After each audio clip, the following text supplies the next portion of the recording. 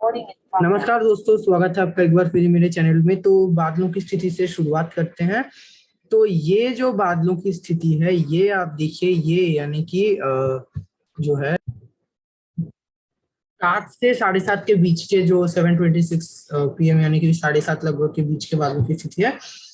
तो आज बादलों की स्थिति में आप देखिए, गुजरात और पश्चिमी राजस्थान यानी कि राजस्थान के तमाम इलाकों में बादल काफी अच्छे छाए हुए हैं। जैसे मैंने बोलते हैं, बारिश का झोंका अभी भी लग रहा है। फिलहाल वेदर मॉडल में मैं आपको बाद में दिखा रहा हूँ। तो ये जो बारिश का झोंका है, ये पंजाब की तरफ जाएगा। यानी कि ये जो बादल बने हुए हैं, आप देख पा रहे होंगे, ये हाँ, ये यानी कि यहाँ पर ये बादल हो सकता है कि इस दिशा में मूव करे पंजाब वगैरह की तरफ। और पंजाब में भी आप देखिए, जो बादल हैं वो यहाँ पर ऑलरेडी थोड़ा थोड़ा छाना शुरू हो गए हैं।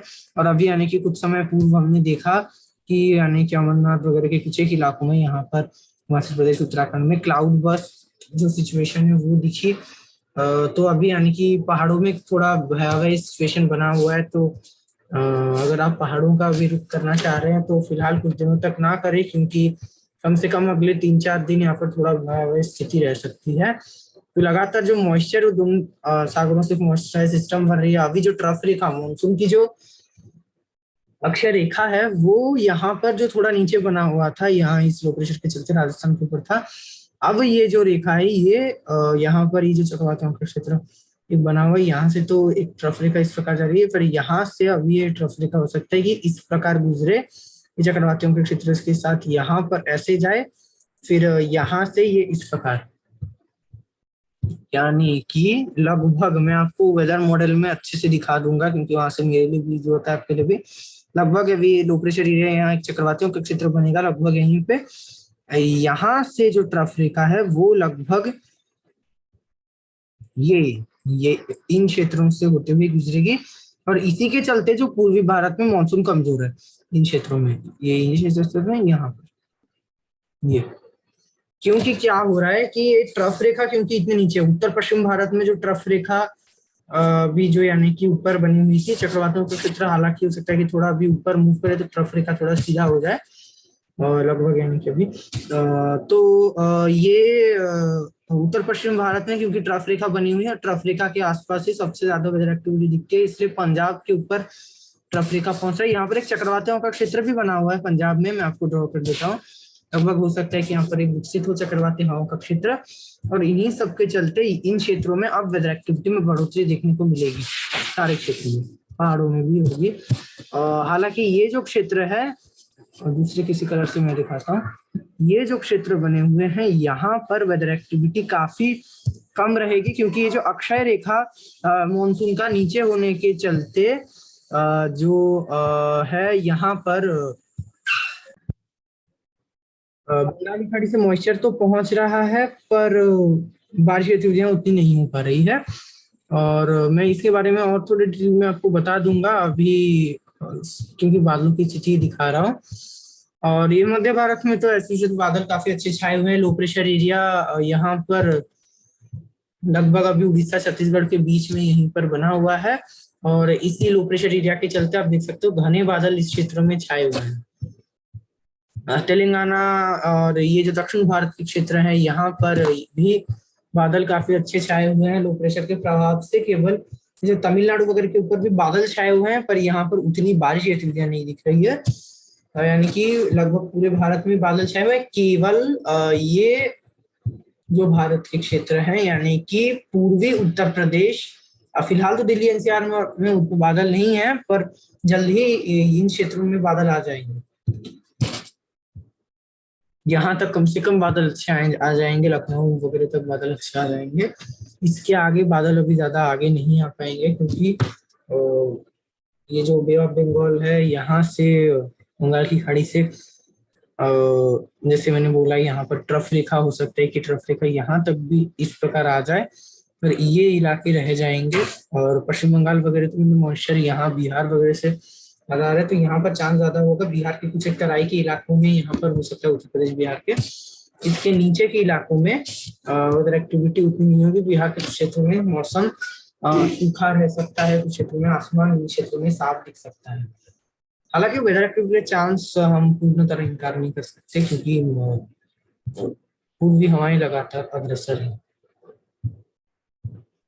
और अब मैं आपको आईएमडी का अगर आज वार्निंग दिखा दूं, तो आज का वार्निंग अब देखिए, लो प्रेशर एरिया के चलते यहाँ पर जो बना हुआ है, इस लो प्रेशर एरिया के चलते आप देखिए छत्तीसगढ़ में रेड वार्निंग है आज, उड़ीसा में ऑरेंज वार्निंग है, गुजरात में ये चक्रवाती हवाओं के क्षेत्र के चलते, जो कि अभी लो प्रेशर एरिया था, फिलहाल बना है, और इसके चलते, और यहाँ पर भी रेड वार्निंग है। तेलंगाना कोंकण एरिया में तो आपको पता है लगातार मुंबई में बारिश जारी है, इस प्रकार हवाएं आ रही है, यहाँ से ये ऐसे हवाएं आ रही है, ये ऐसे लगातार, यानी कि लगभग ऐसी हवाएं चल रही है। इसी के चलते इतनी जो है सारे कई इलाकों में रेड वार्निंग, ऑरेंज वार्निंग इन इलाकों में बनी हुई है। हालांकि इसी के साथ आप देख सकते हो उत्तर भारत के कुछ इलाकों में, यानी कि भारत में भी मौसम एक्सट्रीम बना हुआ है, कहीं पर रेड वार्निंग है तो कहीं पर कुछ वार्निंग ही नहीं है। ये जो इलाके, यहाँ पर कोई भी वार्निंग बना हुआ नहीं है। और अब हवाओं की स्थिति में चलते हैं। एक बार फिर मैं आपके लिए जो है वो मानसून का वो ट्रफ बना देता हूँ। उससे पहले ये हवाओं की स्थिति में वेदर सिस्टम्स आप देखिए, ये चक्रवाती हवा का क्षेत्र जो कि गुजरात वगैरह को बना हुआ था, अभी फिलहाल में जो बनाया था यहाँ पर लगभग थोड़ा यहाँ पर सिंध और पश्चिम राजस्थान में यहाँ पर आ चुका है। हालांकि यहाँ से ट्रफ रेखा इस पर जा रही है, यहाँ पर चक्रवाती हवा का क्षेत्र है, और यहाँ पर एक बना हुआ है चक्रवाती हवा का क्षेत्र, और एक ट्रफ रेखा हो सकता है ये ऐसे विकसित हो रही है। अभी लग रहा है ये ट्रफ रेखा फिलहाल, अब पहले इतना सशक्त नहीं था, अभी हो सकता है कि सशक्त हो जाए। सशक्त ट्रफ रेखा ये है, और हाँ, अभी लो प्रेशर एरिया यानी कि थोड़ी देर यानी कि कुछ समय पश्चात तो छत्तीसगढ़ के ऊपर आ जाएगा। फिलहाल यानी कि ये स्थितियां बनी हुई हैं, और इन्हीं स्थितियों के बीच मौसम क्या होगा मैं आपको बताऊंगा। और हवाएं आप देखिए, ये अरब सागर से लगातार ये ऐसे जा रही है, पंजाब, राजस्थान, क्या फॉलो कीजिए। काफी इलाकों में अरब सागर अपना प्रभाव दिखा रहा है, बंगाल की खाड़ी इसके पीछे से अपना प्रभाव दिखा रही है। मध्य भारत में भी लो प्रेशर एरिया बना हुआ है, काफी अच्छी उधर एक्टिविटी हो रही है, और यहाँ से जो हवाएं आप देखिए यहाँ पर जाकर मिली है चक्रवाती, यानी कि दोनों तरफ से उत्तर भारत में नमी आ रही है, मध्य भारत में, पूर्वोत्तर में अभी बारिश कमी है, क्योंकि यहाँ से ये हवाएं आप देखिए ऐसे घूमते हुए यहाँ चले जा रही है। पहले क्या हो रहा था कि जो हवाएं थे, अब दूसरे कलर में दिखा रहा हूँ, ये जो हवाएं आ रही थी ये ऐसे आ रही थी, उत्तर भारत की तरफ जा नहीं रही थी। इसी के चलते यहाँ पर जो पहाड़ थे, इन पहाड़ों के चलते यहीं पर हवाएं घूमती हुई रह रही थी, बारिश काफी ज्यादा हो रही थी, अच्छी हो रही थी। पर फिलहाल पूर्वोत्तर के कुछ क्षेत्रों में बारिश गतिविधियों में भारी कमी आई है, कुछ क्षेत्रों में थोड़ी उमस भरी गर्मी भी शुरू हो गई है। तो फिलहाल पूर्वोत्तर को उतनी जो है राहत नहीं है, अभी हल्की फुल्की बारिश शुरुआत हालांकि उत्तर भारत से ही करते हैं। उत्तर भारत में पहाड़ों में अगले 24 से 48 घंटों के दौरान ये जो क्षेत्र है,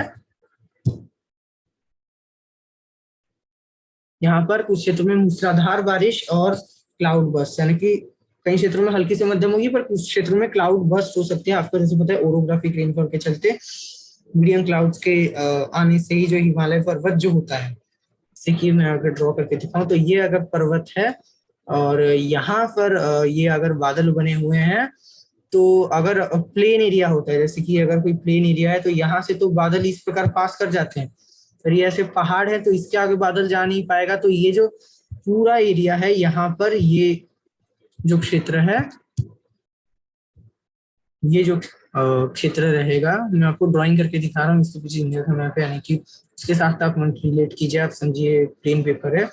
तो ये जो पूरा क्षेत्र रहेगा यहाँ पर, ये पूरा जो है अपना यानी कि वेदर एक्टिविटी बादल अगर काफी घने होंगे जो कि बनेंगे, वो यहीं पर दे देगा। इसके आगे जो यानी कि बादल यहीं पर ट्रैप होकर यहीं पर दे देगा, इसके आगे बादल बढ़ नहीं पाएंगे, ये क्षेत्र सूखे रह जाएंगे। तो पहाड़ों में ऐसा होगा, यानी कि जो इसलिए जो हिमालय के जो यानी कि उत्तराखंड, क्लियर ड्राइंग कर देता हूँ, तो ये जो उत्तराखंड, हिमाचल प्रदेश और जम्मू कश्मीर के दक्षिणी इलाकों में ये जो है ये विंडस्पीड एरिया में आएंगे, यानी कि ये जो बादल यहीं पर, देखिए मैंने इसे ड्रॉ किया था, ये जैसे ये पर्वत है तो बादल यहाँ से आएंगे, यानी कि बादल यहाँ से आएंगे तो बादल यहाँ बने रहेंगे, और इसके आगे बादल बढ़ नहीं पाएंगे तो सारा वेदर एक्टिविटी यहाँ दे देंगे इन क्षेत्रों में, और यानी कि यहाँ तक भी ये यहाँ तक पूरा दे देंगे वेदर एक्टिविटी।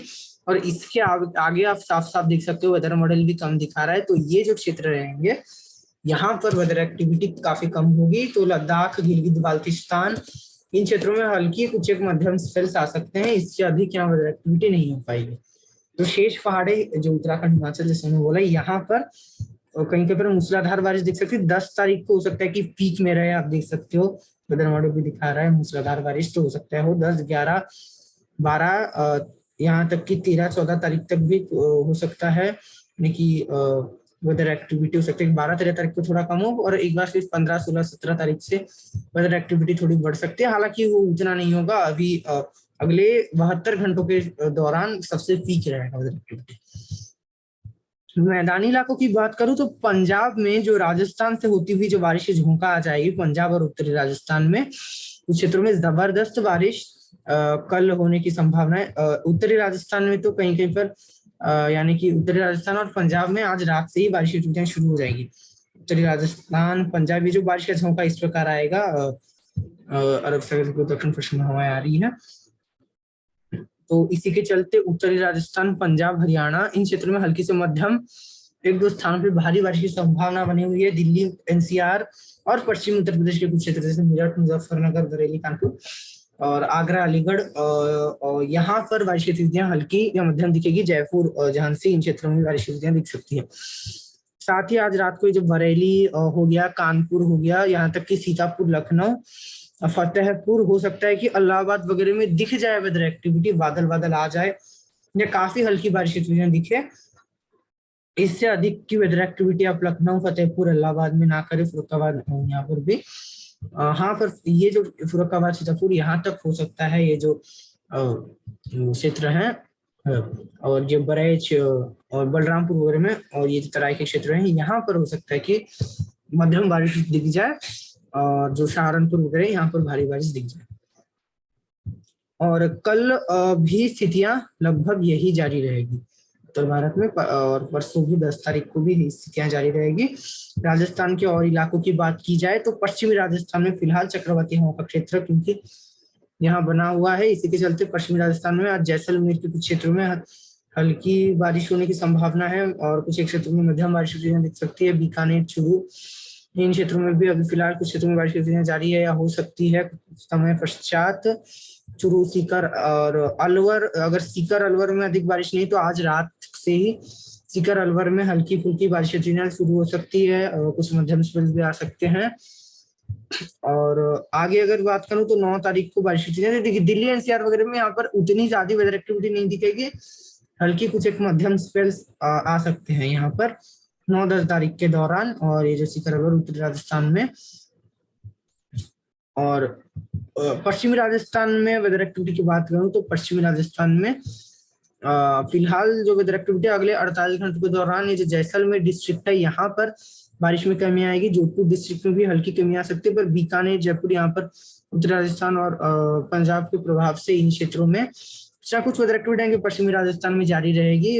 केवल जो जैसलमेर वगैरह है यही थोड़ा शुष्क रह सकता है, यहाँ पर भी यानी कि आती रहेंगी बारिश की, जैसे जैसे जैसे 12-13 तारीख को एक बार फिर बारिश की संभावना बनी हुई है कि कुछ ना कुछ वेदर एक्टिविटी जारी रहेगी। क्योंकि पहले जो वेदर सिस्टम बनते थे मैंने बताया था पिछले वीडियो में, जो कि इस प्रकार जाते थे दिल्ली वगैरह की तरफ, तो ये यहाँ पर भी अधिक वेदर एक्टिविटी दे जाते थे। और पश्चिमी राजस्थान पहले पश्चिमी राजस्थान में इतनी वेदर एक्टिविटी नहीं होती थी, और आजकल क्लाइमेट चेंज के प्रभाव से हम देखने की हर लो प्रेशर एरिया का लगभग हर लो प्रेशर यानी कि ज्यादातर लो प्रेशर एरिया के जो ट्रैक है वो इस प्रकार रहते हैं, यानी कि ज्यादातर पश्चिम हल्की उत्तर पश्चिम की तरफ इस प्रकार या जाते हैं, या लगभग इस प्रकार ये मूव करते हैं। तो सिंध, उत्तर राजस्थान, पश्चिमी राजस्थान में वेदर एक्टिविटी दी जाती है। तो पश्चिमी राजस्थान में जो डेजर्ट एरिया है यहाँ पर वेदर एक्टिविटी बढ़ी है, पर वहीं जो उत्तर भारत के कुछ क्षेत्र जैसे कि उत्तर प्रदेश वगैरह में जो अगर ये जो देती थी, यानी कि पिछले दशक 10-12 साल की मैं बात कर रहा हूँ, कि यहाँ पर जो पहले की बात कर रहा हूँ, यानी कि यहाँ पर जो वेदर एक्टिविटी देती थी उसमें भारी कमी आई है। तो ये कहीं ना कहीं क्लाइमेट चेंज का असर है, इसमें हमारा कुछ नहीं कर सकते। पूर्वी राजस्थान में भी वेदर एक्टिविटी कुछ ना कुछ होगी, ये जो जयपुर, कोटा वगैरह, उदयपुर, भीलवाड़ा, छोटा बुद्धिवारा, भीलवाड़ा, इन क्षेत्रों में कुछ ना कुछ होगी। और इसी के साथ ये जो उत्तर प्रदेश के पूर्वी क्षेत्र हैं, जैसे मैंने बोला है कि गोरखपुर, माऊ, शाहगंज, वाराणसी, यहाँ पर वेदर एक्टिविटी ना के बराबर रहेगी, होने की भी हल्की फुल्की होगी। और वेदर एक्टिविटी नहीं होती है तो मौसम थोड़ा गर्म और उमस भरा रह सकता है, उमस भरी गर्मी रह सकती है। बिहार में भी स्थितियां यही रहेंगी, हालांकि मॉइस्चर आ रहा है तो कभी भी ये जो वेदर मॉडल दिखा रहे हैं 0.1 में काफी हल्की बारिश, तो ये तो यानी कि वेदर मॉडल जो दिखाता है हो सकता है कि बादल बादल हल्के छाएंगे, यानी कि मतलब छाएंगे। और हाँ, कुछ एक क्षेत्रों में हल्की फुल्की बारिश की चीजें दिख सकती है बिहार में। और ये जो पश्चिम बंगाल में उत्तरी जिलों में, यानी कि मालदा और मुर्शिदाबाद, यहाँ पर ये जो क्षेत्र हो गए आपके, और नॉर्थ बंगाल, किशनगंज वगैरह, किशनगंज तो हालांकि बिहार में है, मालदा, मुर्शिदाबाद, ये जो क्षेत्र है, ये जो स्ट्रेच हो गया पश्चिम बंगाल का, यहाँ पर लगभग बिहार जैसा वेदर बना रहेगा। इस क्षेत्र में लगभग बिहार जैसा वेदर बना रहेगा। ये जो क्षेत्र हो गया आपका, इसके नीचे तो कृष्णानगर वगैरह के नीचे, नदिया डिस्ट्रिक्ट के नीचे, ये जो कोलकाता और जो नॉर्थ 24 परगना, साउथ 24 परगना, यहाँ पर वेदर एक्टिविटी अधिक संभावित है, क्योंकि यहाँ पर नमी भी अधिक आ रही है यहाँ पर, इसलिए वेदर एक्टिविटी अधिक संभावित है। तो यहाँ पर हल्की बारिश या मध्यम बारिश की संभावना अधिक रहेगी। शेष स्थानों पे पश्चिम बंगाल में लगभग बिहार जैसा मौसम रहेगा, नॉर्थ में, यानी कि वेदर एक्टिविटी इनकार भी नहीं कर सकते। और कुछ क्षेत्रों में मौसम थोड़ा उमस भरा और गर्मी है। और झारखंड में वार्षिक गतिविधियां ऐसे ही, यानी कि लगभग बिहार पश्चिम बंगाल से ऐसे थोड़ा ज्यादा रह सकता है, हल्की बारिश रहेगी, आने से भी एकाध मध्यम स्पेल्स, पूरे झारखंड में यही बना रहेगा। और दक्षिणी झारखंड में अधिक बारिश की संभावना है। पूर्वोत्तर में हल्की बारिश जारी रहेगी, एकाध मध्यम स्पेल्स आएंगे यहाँ पर भी। ये बिहार पश्चिम बंगाल से थोड़ी बारिश अधिक हो सकती है, पर कोई अधिक वेदर एक्टिविटी यहाँ पर नहीं दिखेगी।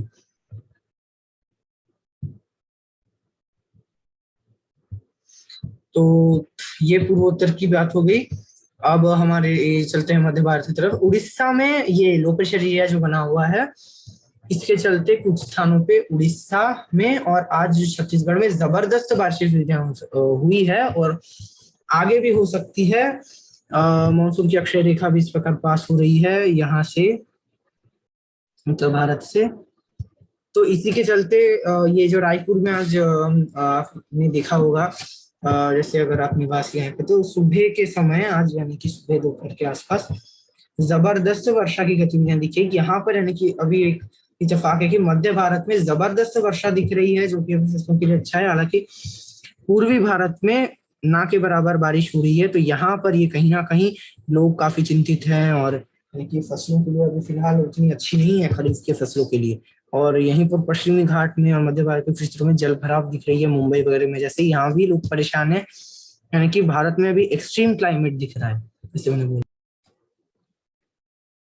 और तो उड़ीसा में जो आंतरिक क्षेत्र है, स्पेशली मध्यम से भारी बारिश की गतिविधियां होगी, कुछ एक क्षेत्रों में हल्की बारिश हो सकता है वो अगले 24 से 48 घंटे के दौरान। छत्तीसगढ़ में अंबिकापुर, कोरिया, कोरबा से लेकर रायपुर, रायगढ़, दुर्ग, राजनांदगांव, ये और महासमुंद, यहाँ नीचे, और जो जगदलपुर, सुकमा, दंतेवाड़ा, नारायणपुर, इन सारे क्षेत्रों में आप कह सकते हो कि हल्की से मध्यम मध्यम बारिश ज्यादातर क्षेत्रों में होगी, कुछ क्षेत्रों में हल्की होगी। और एक आध स्थानों पे ऐसे, यानी कि मूसलाधार बारिश या भारी बारिश की स्थितियां दिख सकती है। एकदम एकदम कंटिन्यू रेन नहीं होगी, जैसे रायपुर में आज भारी बारिश दिखी थी, पर वो रुक गई कुछ समय के बाद, और अभी फिलहाल बारिश नहीं दिख रही है, मेघ गर्जना वगैरह हो रही है। तो ये स्थितियां पूरे छत्तीसगढ़ में जारी रहेगी अगले 48 घंटों के दौरान। इसलिए कुछ क्षेत्रों में भारी मूसलाधार भारी बारिश हो रही है करके रेड वार्निंग जारी है। और ये लो प्रेशर एरिया लगभग जो पिछला जो लो प्रेशर एरिया था, इसी के ट्रैक में ये मूव करेगा। तो इसीलिए जो पश्चिमी राजस्थान में अभी जो बारिश कुछ कम होगी, अगले 72 घंटों के दौरान कुछ कम होगी, पर उसके बाद एक बार फिर जो है 14-15 तारीख के बाद धीरे धीरे बढ़ना शुरू होगी, क्योंकि ये एक बार फिर गुजरात की तरफ ये रुख करेगा, गुजरात की तरफ जाएगा, विदर्भ, छत्तीसगढ़, मराठवाड़ा, मध्य महाराष्ट्र को पार करता हुआ। तो ये 10-11 तारीख के आसपास विदर्भ और जो मराठवाड़ा के क्षेत्रों में, ये जो अकोला, अमरावती, वाशिम, चंद्रपुर, नागपुर वगैरह में तो कल हो सकता है देखिए अच्छी बारिश। तो इन क्षेत्रों में, कुछ क्षेत्रों में भारी बारिश दिख सकती है, मूसलाधार बारिश हो सकती है।